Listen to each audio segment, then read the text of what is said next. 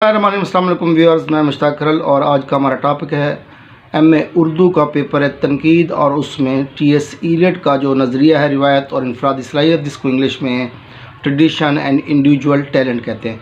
इसमें हमने रिवायत को भी देखना है, इनफरादी सलाहियत को देखना है और आखिर में हमने शख्सियत को देखना है।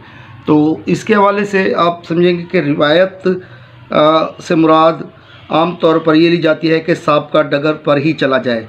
जब हम किसी शायर को रिवायती शायर कहते हैं तो इसका मतलब ये होता है कि वो पुराने ख़यालात को पुराने अंदाज में ही पेश करता चला आ रहा है। उसके कलाम में ना जिद्दत है, ना इनफरादी रंग, वो लकीर का फ़कीर है। उसके अदब या कलाम में कोई नई बात नहीं जो उसे माजी के अदीबों या शायरों से मुमताज़ कर सके। इलियट इस किस्म की रिवायत के हौसला अफजाई के हक़ में नहीं, वो कहता है कि इस किस्म के रिवायती शायर जल्द ही अदबी दुनिया से मफकूद हो जाते हैं, क्योंकि उनका कलाम बाज़ पिछले बड़े शायरों के कलाम ही की अक्कासी करता है।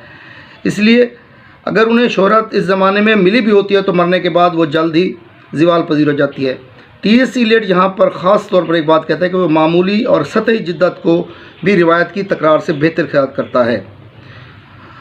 टीएस इलियट ने रिवायत को एक जदीद मफ़हूम दिया है। वो कहता है कि रिवायत के मानी बहुत वसी हैं और ये विरसा में हासिल नहीं होती। उसके ख्याल में रिवायत हासिल करने के लिए बड़ी मेहनत और काविश दरकार है, क्योंकि रिवायत के विरसा का सही इस्तेमाल और उसमें मज़ीद इस्लाह और इजाफ़ा ही रिवायत का माहसल है।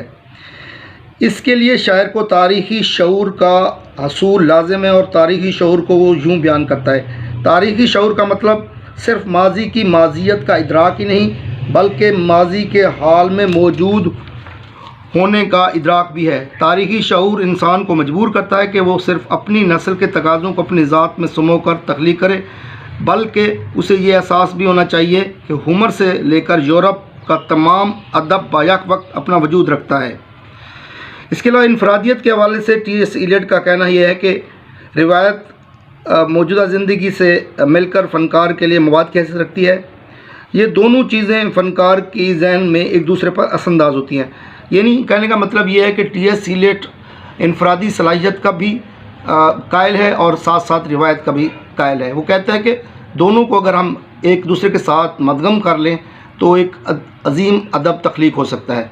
लेकिन इनफरादी सलाहियत के अंदर इंसान के जो अपने जज्बात हैं, जिन जज्बात में वो बह जाता है, उन जज्बात के हवाले से उनका कहना ये है कि गो शायर के जज्बात किसी चीज़ की तख्लीक में बराह रास्त हिस्सा नहीं लेते और शायरी में मौजूद जो जज्बात मौजूद होते हैं वो बकौल इलियट शायर के अपने नहीं होते, क्योंकि ये जज्बात गैर शख्सी होते हैं और किसी फ़नकार को ये मकाम उस वक्त तक हासिल नहीं होता जब तक वो रिवायत की पाबंदी ना करे और अपने आप को अमली तौर पर फ़न के सुपर्द ना कर दे। जहाँ तक शख्सियत का ताल्लुक़ है तो इलियट के नज़दीक शायरी शख्सियत का इजहार नहीं बल्कि फ़नकारी है।